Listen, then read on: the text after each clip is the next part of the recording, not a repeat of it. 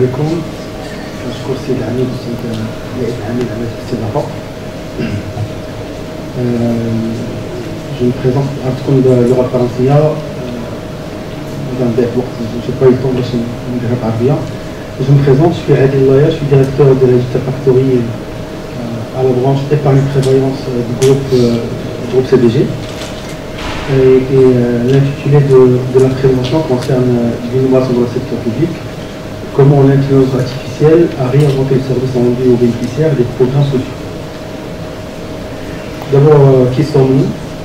Alors, la branche épargne prévoyance de la caisse dépôt de gestion, elle incarne le tiers de confiance qu'a la CDG, conformément aux tests organiques et réglementaires. Alors, on gère trois missions pour le compte de l'État. La mobilisation de l'épargne, donc l'immobilisation de l'épargne dit les dépôts, les consignations, l'épargne institutionnelle. Il y a également la prévoyance sociale et la retraite. Et un troisième volet qui est le secteur assurantiel. Mais on va se focaliser plus sur le deuxième aspect qui est la prévoyance sociale. Donc, comme vous le savez, l'État a lancé deux programmes sociaux récemment. Le premier programme, c'est celui de l'aide au logement, au Bda'al Sakan. Et le deuxième programme social, c'est les aides sociales directes qui ont été annoncées dans le discours de Sa Majesté de Dieu le glorifie lors de l'occasion de la fête du travail. Alors, le premier programme du Bda'al Sakan a été lancé en janvier 2024. L'objectif de Bda'al Sakan, c'est justement octroyer une aide financière aux citoyens qui sont désireux d'avoir un bien immobilier. Et puis le deuxième programme, c'est l'aide sociale directe, qui a été lancé en novembre, un peu plus tôt en novembre 2023. L'objectif de l'eau, versement d'une aide financière mensuelle ou forfaitaire des citoyens qui sont en situation précaire. Alors, les deux programmes sociaux sont basés sur deux choses essentielles. La première, c'est la simplification. Alors, l'État a voulu que les programmes soient simples. Et du coup, donc, on va utiliser le digital à 100% dans tout le process de l'aide ou le versement de l'aide.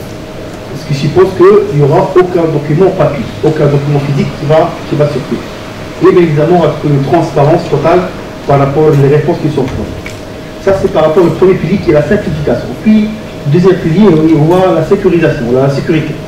Il s'agit en fait de respecter d'une manière scrupuleuse les dispositions réglementaires et également assurer la sécurité des données personnelles des citoyens. Alors, quelques chiffres par rapport à les deux programmes. Alors, dans Sakan, on recense pas moins de 60 000 demandes d'aide, dont 3 000 ont déjà bénéficié de la dette. Et en termes d'échanges avec les partenaires, pas moins de 100 000 échanges. Alors, l'échange avec les partenaires, c'est légitime parce qu'il va falloir vérifier que les personnes qui demandent de l'aide n'ont pas déjà bénéficié d'une aide précédemment, que maintenant pour le cas des Sakan, ils n'ont pas un bien en leur nom, ainsi de suite. Donc il y a beaucoup d'échanges qui se font avec les partenaires pour s'assurer de l'éligibilité du demandeur. Donc en ce qui concerne l'aide sociale directe, alors on recense pas moins de 11 millions de citoyens qui en bénéficient et 40 millions d'échanges de données pour justement vérifier et exécuter le contrôle d'éligibilité. Alors ça pour dire qu'il y a beaucoup d'activités, il y a beaucoup de tâches à faire. Il y a du contrôle, il y a de l'éligibilité, il y a le versement de l'aide, il y a beaucoup d'activités qu'on doit effectuer dans le cadre de programmes sociaux. Alors traditionnellement pour pouvoir faire ça, on a besoin d'humains pour contrôler les documents, pour extraire les informations, contrôler les dossiers, vérifier que les données sont correctes et par la suite répondre aux citoyens, répondre à leurs réclamations. Alors, traditionnellement, si vous voulez faire ça, on aura besoin pas mal, une centaine de personnes pour faire tout ce travail. Alors, on a opté pour ce qu'on appelle l'intelligence artificielle pour justement répondre à la première problématique qui est le volume. Le volume, il est conséquent.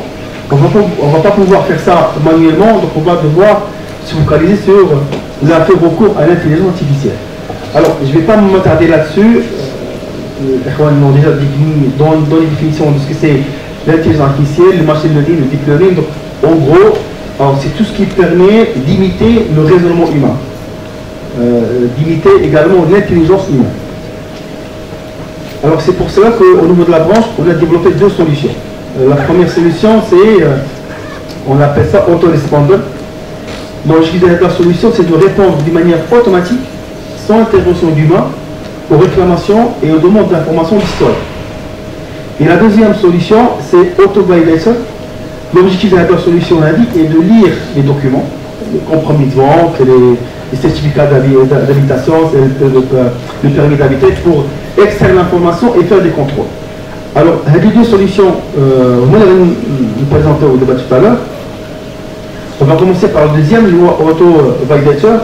Alors, le programme, la solution, l'objectif de qui m'a dit tout à l'heure, c'est de lire les documents qui sont hétérogènes, qui sont sous différents formats, pour pouvoir extraire l'information utile. On a fait le cas de deux documents que je vois un document compromis de vente, وكي يشوفوا واحد الرسو دو بايمون اللي كان دار في اطار ديال المساعده الماليه الاستعجاليه في اطار السيد ديال الحبس. Alors, هذه دو دوكيومون surtout pour واحد البيع مثلا ما عندوش un format standard. Il y a un format qui est volatile, je dirais, mais qui est chaque notaire عنده واحد الفورمات كيستعملها في واحد البيع ديالو. Alors, on ne pourra pas développer un programme traditionnel qui va lire les documents et sortir les informations qui sont utiles. On aura besoin d'un programme qui sera capable de comprendre que le montant le bien, on voit le deuxième page. On là maintenant voit que le propriétaire qui va vendre le bien, on voit la première page. Et ainsi de suite. Donc, on ne pourra pas faire ça de manière je dirais, historique à travers la programmation normale, mais on aura besoin de machine learning pour pouvoir extraire ce type d'information d'une manière, je dirais, intelligente. Alors, ce programme-là, qu'est-ce qu'il nous a permis de faire?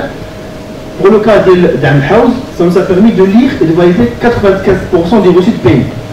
95%, ça veut dire que bien les reçus de paiement qu'on a reçus, 95% maintenant, ils ont été lus automatiquement et validés automatiquement par un machine. Il n'y a pas un être humain qui est derrière les canaux le reçu, ou chef de la carte nationale, bien oui, le nom de la carte nationale, ou les cartes reçues, donc c'est bon, c'est pas. Ça a été fait de manière automatique par la machine. Ça a permis de réduire le temps de contrôle du calcul humain d'une minute à 2 secondes. Et ça nous a permis de réduire le besoin aux ressources, les personnes qui vont faire des contrôles, de cette personne qui sont au plein temps, on n'aura pas plus besoin d'eux, d'autres projets. En ce qui concerne l'aide au logement, comme l'aide au logement fait une particularité, c'est que les documents ne sont pas structurés. Donc ça nous a permis de valider 80% des dossiers d'aide au logement. Les films permis d'habitat, compris de vente, contrat final, ce qui a permis de réduire le contrôle de dossier de 15 minutes à 10 secondes. Je ne sais pas si vous vous rendez compte qu'un traitement de dossier ça prenait 15 minutes, maintenant ça prend 10 secondes. Et ça nous a également permis de réduire le besoin en ressources de 6 ETP en full-time. Alors, ça c'est du concret.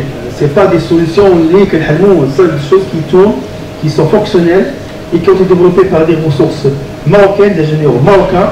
Et on n'a pas eu besoin d'acquérir des solutions très coûteuses, très chères pour le faire. Juste, on a investi le capital humain et en retour, il nous a aidé à produire des solutions pareilles. Donc on a utilisé des bibliothèques qui sont open source, qui sont en quelque sorte, entre guillemets, gratuites, pour pouvoir faire ça. Donc on a utilisé un modèle CRAFT pour la connaissance des caractères, pour le traitement d'image, on a utilisé OpenCV et j'en parle. Même pour le deep learning, on a utilisé un framework qui est ouvert, de Python, qui est la bibliothèque Python. Ainsi, juste pour dire que c'est faisable, c'est pratique, on peut le faire et ça peut apporter beaucoup de valeur pour l'entreprise publique, pour l'institution publique. La deuxième solution, c'est autoresponder. Alors, autoresponder, on compte le mettre au niveau des portails pour répondre de manière automatique aux requêtes des clients. Ça veut dire quelqu'un qui réclame j'ai pas eu l'aide escomptée, qu'un tracé sur ce montant X, je n'ai reçu que le montant Y.